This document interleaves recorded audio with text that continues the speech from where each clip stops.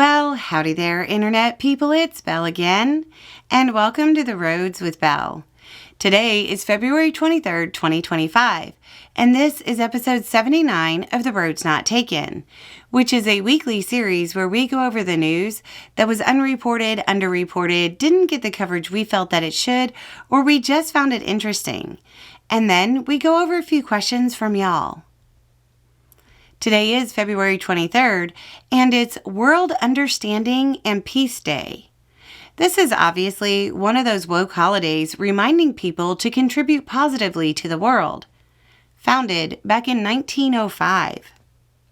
And on this date in 1954, a group of children at Arsenal Elementary School were vaccinated for polio.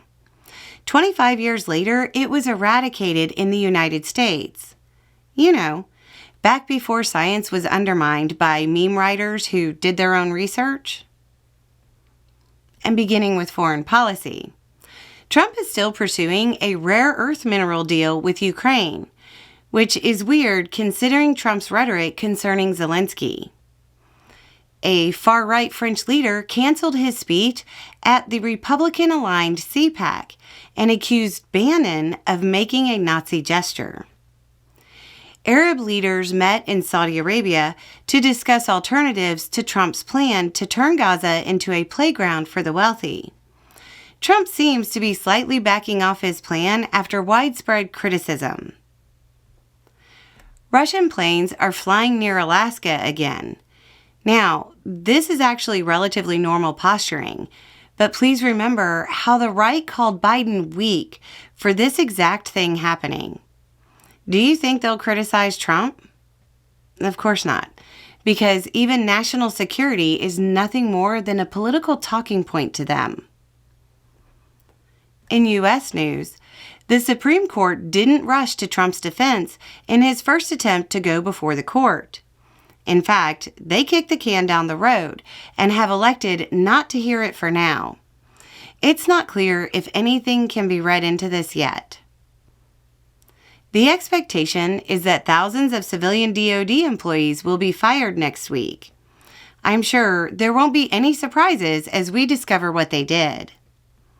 In completely unrelated news, the National Park Service is rehiring some of those fired by Trump and pledged to hire thousands of seasonal workers. In more completely unrelated news, Republican congressional members in Georgia were booed due to Trump's mass firings. Trump removed the head over ICE after he became dissatisfied over the rate of progress in his immigration push.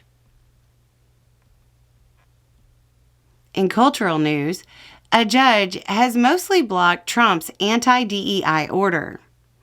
The Associated Press is suing Trump after he blocked them from certain locations when they wouldn't play along with his renaming weirdness. The Pope has been hospitalized and is reportedly in critical condition over an asthmatic respiratory crisis. In science news, hey, that asteroid everybody was worried about, well, everybody except Dana, has seen its probability of hitting Earth drop from 3% to 0.28%. Bybit, a major crypto exchange, was the victim of a $1.5 billion hack. In economic news, the Dow took a tumble of 700 points on fears of inflation, stagflation, recession, tariffs, and well, you get the point. And no, that's not the correction. Not even close. U.S. consumer sentiment fell on fears of inflation and the tariffs. In Oddities, Elon Musk got into a social media spat with an astronaut and later said that the International Space Station should be deorbited as soon as possible. On to the Q&A. Why is Trump trying to fire the head of the office of the special counsel when Jack Smith already resigned? I'm starting to realize that the entire media failed on this one. The Office of Special Counsel is not the Office of Special Counsel in the Justice Department. The Office of Special Counsel is an independent agency that protects federal workers. Specifically, it protects whistleblowers. Please enlighten me as to how Doge checks would cause inflation. It's going to people. This is why women don't get the checkbook. Yes, it's money going to people. People who will likely then spend it. That would likely cause people to buy things they normally wouldn't. That would be a surprising demand for products. That might cause demand to outpace supply. Wow. That's kind of the definition for demand pull inflation. But let's be real. The fine print here is important. I doubt there will be widespread Doge dividends of any significance. Howdy, Miss Bell and team. I've been dithering back and forth, and I need some advice. I'm getting ready to move to rural Northern California. With the political climate in America, I'd like to plaster my truck with progressive stickers, primarily in support of diversity. But I'm also concerned that the community I'm moving to might not take kindly to them and ostracize me. I want to show people hiding from the conservative clampdown that someone supports them, someone cares, someone will stand up for them. I feel bolstered when I see other people's progressive stickers. I don't really care what fate befalls me. I'll defend my beliefs. But my daughter will be coming with me later, and people might be rude to her if they know I'm her mom. Any advice? That's a tough one. I mean, sometimes it's wiser to avoid confrontation, but sometimes there's also the benefit of having the conversations. And then there's also the idea that when you throw up flags like that, you're not doing it to change the way people think, but you are showing people who already think like you that they're not alone. If you're headed to a small town, trust me, they're going to find out what your beliefs are, and it won't take very long. At the same time, you may want to switch from like stickers to t-shirts and what is something just on you.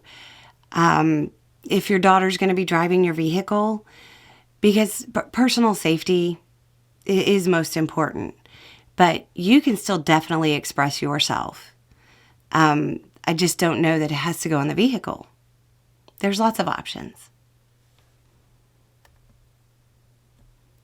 I've been craving chicken and dumpling, so went to Walmart app and noticed that chicken breasts and the rest hasn't really gone up that much.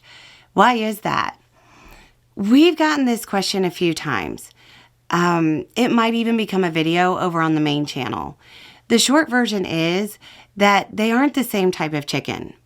Egg-producing chickens start making eggs at around 18 to 22 weeks.